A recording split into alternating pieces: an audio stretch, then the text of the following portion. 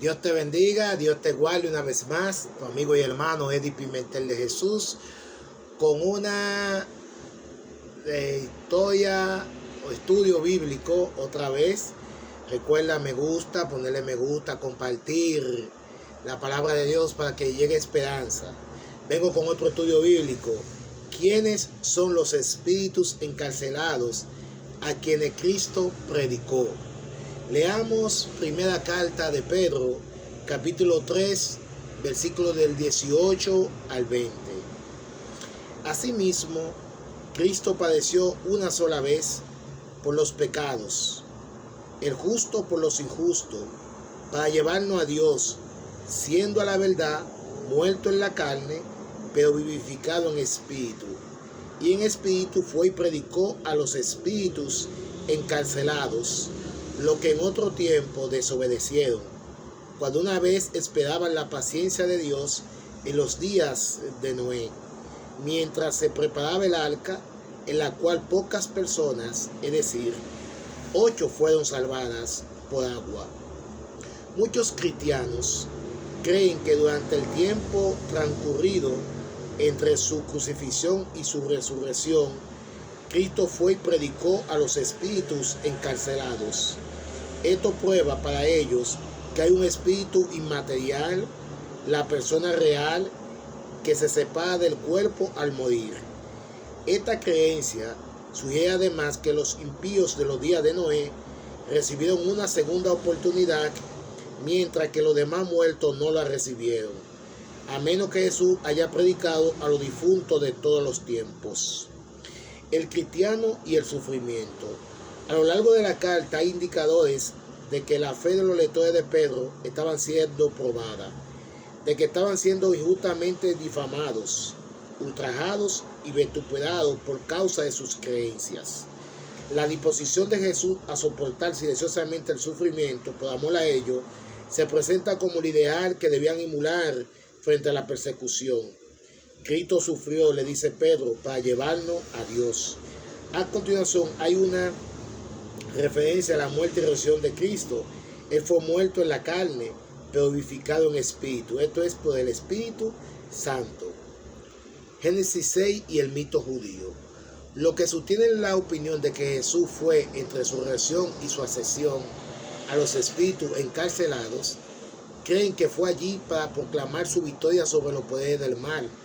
Ellos interpretan espíritus encarcelados como la alusión a un mito judío basado en Génesis 6:4. De acuerdo con su apocalipsis judío precristiano, seres angélicos llamados vigilantes fueron tentados por la belleza de las mujeres terrenas y tuvieron relaciones sexuales con ellas y engendraron gigantes como sus descendientes. Aunque el diluvio supuestamente destruyó el cuerpo de esos gigantes, su existencia continuó en la forma de espíritus malignos, y se dice que la vasta mayoría de esos espíritus ha sido encarcelado por Dios hasta el día del juicio. Eso lo dice el primer libro de Enoc, capítulo 6, del 1 al 7. Los muertos no reciben una segunda oportunidad. Suponer que Pedro alude a estos mitos presenta numerosos problemas que consideraremos brevemente. En primer lugar, sin embargo, debería advertirse que este pasaje no puede ser usado para sostener la idea de que Jesús predicó a las almas de todos los seres humanos muertos, como parece sugerir alguna moderna paráfrasis de estos versículos. El capítulo 3 de 1 de Pedro es muy específico respecto al tiempo. Cada frase de la porción relevante del versículo 20 limita progresivamente el periodo al cual se hace referencia. Literalmente reza así: en otro tiempo, cuando la paciencia de Dios esperaba los días de Noé, mientras se construía el arca. Es igualmente erróneo interpretar el versículo con el significado de que Cristo predicó a unos pocos electos entre los muertos con el fin de darle una segunda oportunidad para la salvación. Además del hecho de que sería injusto en su segunda epístola, Pedro incluye hasta la posibilidad de que los tales pudieran aún ser salvos, asegurando de que como los ángeles que pecaron, los habitantes de Sodoma y Gomorra, siendo reservados a los impíos del tiempo de Noé para ser castigados en el día del juicio. El Espíritu de Cristo. Es importante notar de qué manera Jesús visitó a su espíritu. De acuerdo con la comprensión más natural y directa del versículo 19, Jesús fue a ellos por medio de su espíritu.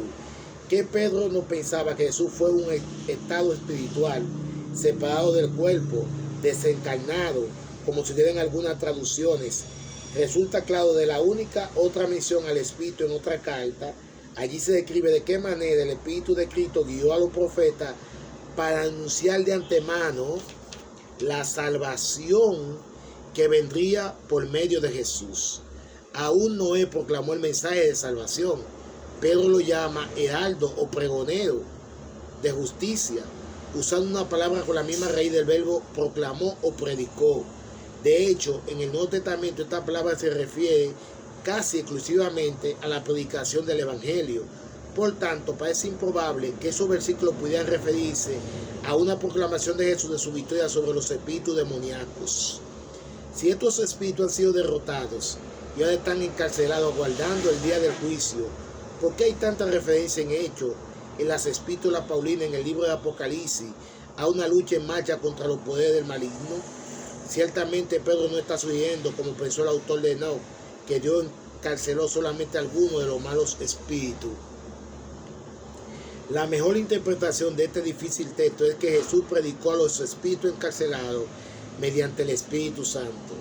Jesús dijo a sus discípulos que el Espíritu convencería al mundo de pecado, así como el Espíritu de Dios habló en el siglo I por medio de los discípulos, así habló por medio de Noé en el tiempo del diluvio. Jesús, en palabras de Isaías, dijo que su obra incluía pregonar la libertad a los cautivos.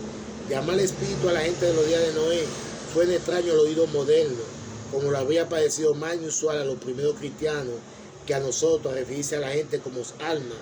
La palabra usada para espíritu a menudo se refiere a seres humanos. Se usa en 1 Pedro 3:19 para subrayar la relación espiritual de la gente con el lenguaje de salvación proclamado por medio de Noé. Los habitantes del mundo antediluviano, aparentemente a salvo y seguro, en realidad estaban en el corredor de la muerte, pues su mundo estaba destinado a ser destruido por el diluvio. Su única esperanza consistía en aceptar la advertencia dada por Noé y entrar en el arca. Pedro quiere que su lector y nosotros reconozcamos la similitud de su época con los días de Noé. Le escribe con la urgencia y el conocimiento de que puede no faltar mucho tiempo antes que Cristo regrese para jugar al mundo con fuego. Procura animarlo con la idea de que así como Noé y su familia, siendo una pequeña minoría, permanecieron firmes contra la corriente de la opinión popular, así también nosotros, a pesar de ser poco en número, de ser injustamente difamados y trujados por su fe, han entrado en el arca, para decirlo así, mediante el bautismo. Pedro incluso denomina el bautismo antitipo de la salvación experimentada por aquellos que entraron en el arca. Como Noé y su familia, los creyentes pueden enfrentar con confianza la inevitable destrucción de este viejo mundo, sabiendo que Dios va a traer salvación. El mismo Espíritu mediante el cual Jesús resucitó y habló por medio de Noé, los profetas y los apóstoles, hoy exhorta a la gente a ser salvada mediante la muerte y la resurrección de Cristo. Desde que está ahora entronizado a la diestra de Dios, Él está sujeto a ángeles, autoridades y poderes espirituales. Dios te bendiga y Dios te guarde.